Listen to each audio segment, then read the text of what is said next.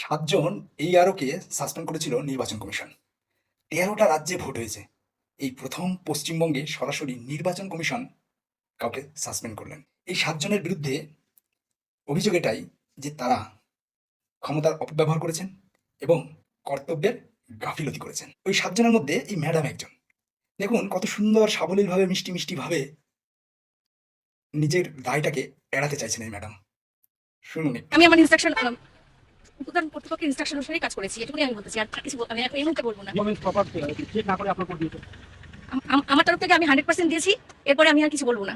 আপনাকে কি উদ্বোধন কর্তৃপক্ষ এইভাবে কাজ করতে বলেছিল? আমি করিনি। তাহলে আপনি বলছেন উদ্বোধন কর্তৃপক্ষ? হ্যাঁ, উদ্বোধন কর্তৃপক্ষ সঠিক নির্দেশ দিয়েছি, সঠিক কাজই করেছি আমি। আচ্ছা, তো সাসপেন্ড করলো কেন তাহলে? সেটা তো ওনারা বলতে পারবেন। এখন আপনি কি করবেন? এখন আমি কি করবো আমি এখনো জানি না কি করবো। যাই হোক, এই ম্যাডামের কাছে আমার একটাই প্রশ্ন, কি করে পারেন আপনারা? যেখানে দেশের সুরক্ষার জন্য এসআইআর, আর সেই এসআইআর এ আপনারা অফিসার হয়ে এই ধরনের গাফিলতি কেন করেন? হাতের উঙ্গলি হেলনে। আপনারা কি একবারও ভাবেন না যে আপনাদের এই কর্তব্য গাফিলতি দেশের সুরক্ষার জন্য বড় কোশ্চেন মার্ক? কেন করেন আপনারা এগুলো? আচ্ছা, এরপরেও আপনাদের যে মাইক্রো অবজারভাররা নক করেছিল বিষয়টাতে যে এগুলো উচিত হচ্ছে না, তাদের কথাও আপনারা শোনেননি। তাহলে কাদের ইশারায় এগুলো করছেন? ওই ৭ জন কে ছিলেন?